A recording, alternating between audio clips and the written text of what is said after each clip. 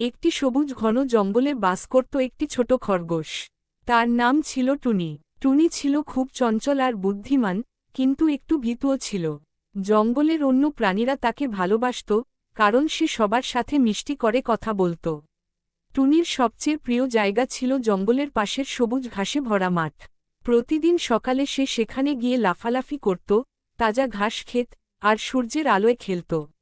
একদিন টুনি মাঠে খেলছিল, হঠাৎ সে দেখতে পেল একটি শিয়াল তাকে লক্ষ্য করে এগিয়ে আসছে। শিয়ালটি খুব চতুর আর ক্ষুধার্ত ছিল। টুনি বুঝতে পারল বিপদ আসছে। টুনি দ্রুত দৌড়াতে শুরু করল। শিয়ালও তার পিছু নিল। দৌড়াতে দৌড়াতে টুনি ভাবতে লাগল, এভাবে দৌড়ালে তো আমি বেশিক্ষণ পারব না। কিছু একটা বুদ্ধি বের করতে হবে।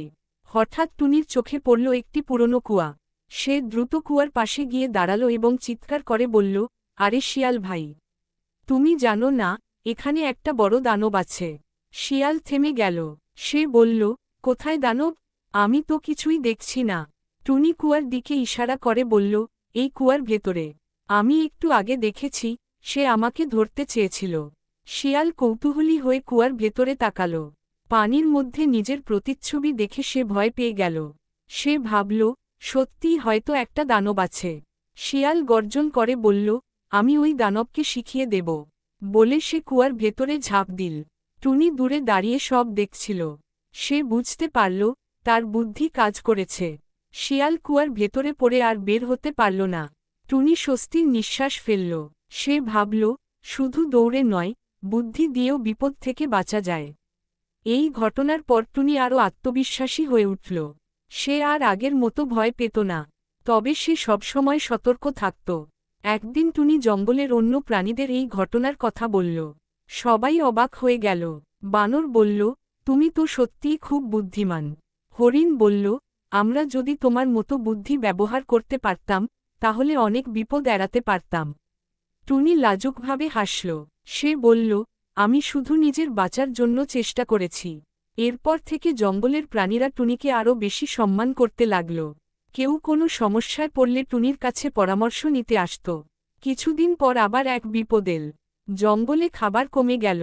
অনেক প্রাণী না খেয়ে কষ্ট পাচ্ছিল। টুনি ভাবল, এভাবে তো চলতে পারে না। আমাদের কিছু একটা করতে হবে।